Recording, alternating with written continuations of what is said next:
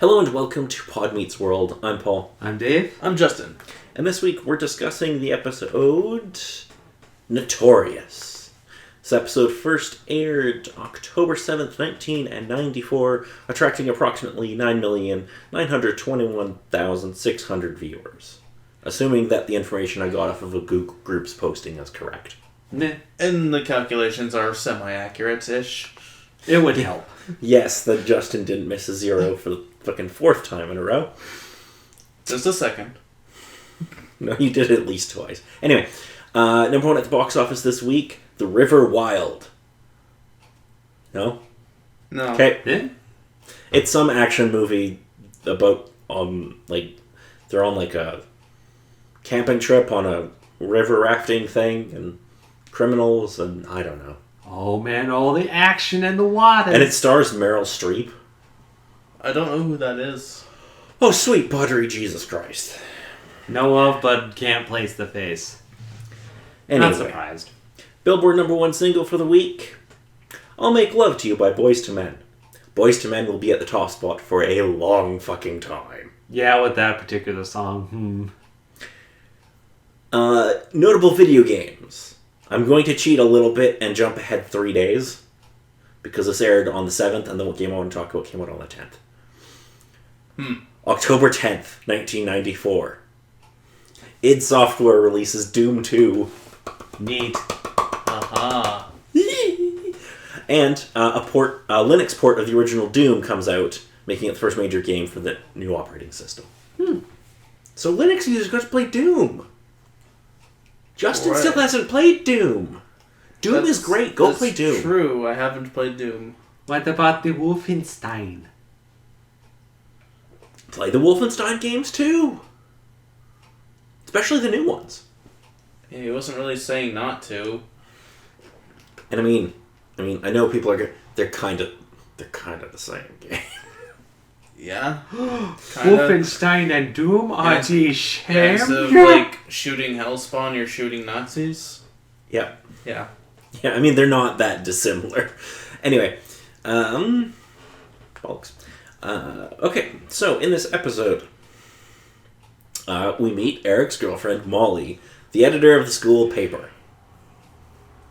Corey and Sean come by the paper office for a ride when Molly is doing some final proofreading on the computer. While the couple is out of the room, Corey and Sean play around with the front page, on which the headline is "New Principal is Feeney," which is a really dumb headline. But anyway, Corey changes it to Teeny. Sean shuffles around various letters until he discovers Weenie. Both are amused. Sean thinks that if they leave it, they will become notorious pranksters, revered for the rest of their high school careers. Even though nobody will know that they did it, because, Yeah. Corey doesn't want to go through with it. He changes the W back to F and heads out. Sean lingers, considering, and ultimately changes it back to Weenie. The paper comes out, and sure enough it says Weenie. Most kids seem impressed with the prank, but nobody knows that Sean did it. Molly thinks that Eric did it, so she dumps him, because that seemed like something Eric would do. Yeah. Mr. Feeney asks for anybody with information to come to him, but Sean has no such intention. Corey hopes that the whole thing will get explained away as a typo, and that nobody will get in trouble. Because it clearly could just be a typo. But the next day, the prank goes further. Sean has repainted Mr. Feeney's door so that it says Weenie, which Corey has an amazing reaction to. Feeney accuses Corey of the pranks because he was the last one seen at the scene of the crime. And he also had a bit of paint on his finger. With another boy. Corey denies his guilt. Feeney believes him, but knows that he knows what the guilty party is. Feeney says he will suspend Corey unless he rats out his friend. I kind of think Feeney's being a dick here, but whatever. He's being a weenie. He is being a weenie. Meanwhile, Eric finds a new girlfriend, an irritating girl from Georgia who just wants him to be her slave. Yep. I was going to make a joke there, but I thought better of it. Jason tries to get Eric to stop letting her use him, but Eric's too smitten. Corey discusses the matter with his parents. His father believes that a friend should never run out of friend, but his mother points out that the suspension could hurt his college applications, and his father agrees. You have to rat out your friend because we're poor. I love that. They're clearly not, though. Look at the fucking house they live in. Yeah, really. Corey also talks to Mr. Turner, who points out that Mr. Feeney is new in school just like himself and Corey, and that a nickname could be damaging. Feeney himself explains that the prank undermines his authority. Corey understands, but still refuses to implicate anyone. Feeney doesn't mind and actually admits he's proud of Corey, because he's not just the principal, but he's watched Corey grow up as his teacher and neighbor, and reveals that he knew Corey wouldn't rat out Sean, which is admirable.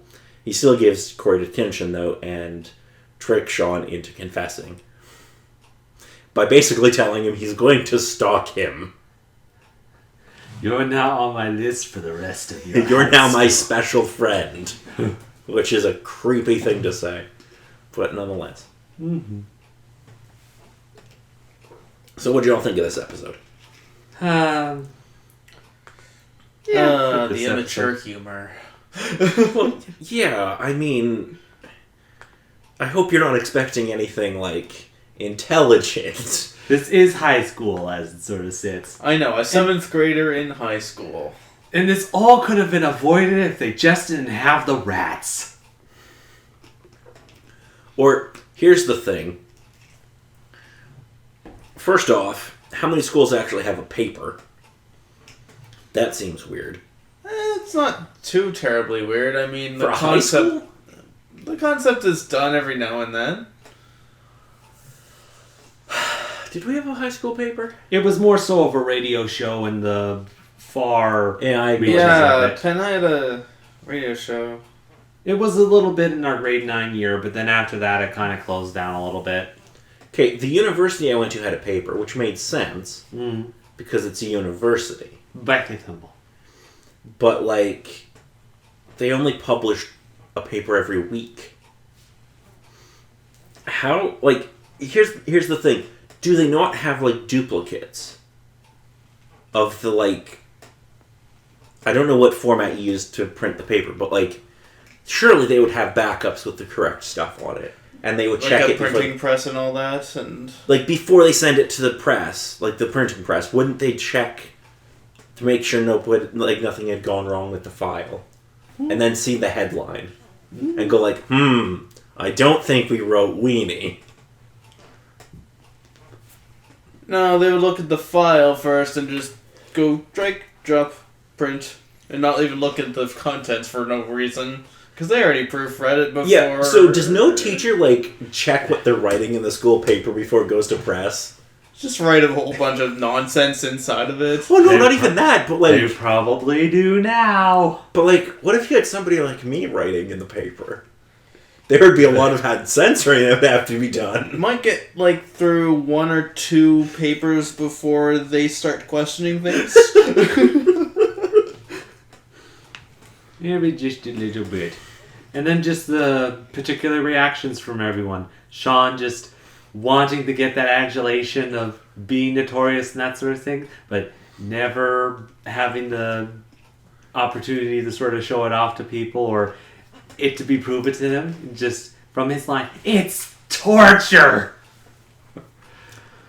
He just likes to get himself into trouble, apparently. Well, his idea of trouble is more adulation and stuff that would be supposed It's to be also- good within his mind. I mean, yes, it's trouble, but it's 7th grade trouble. Yeah, it's Yeah. not like bombing a mailbox. It's not like committing terrorism, Then- which he has done in the past. and then, of course... He did commit a federal crime last season. Like, yep. He did. And then, of course, with Feeney, you'd think it wouldn't be that bad and it'd be kind of obvious, but then just the fact that that name has so much significance since he was bullied with that so much in the past, and just like, this coming back to me now. I'm not surprised, but He's also 105 years old. Deal with it. Nah.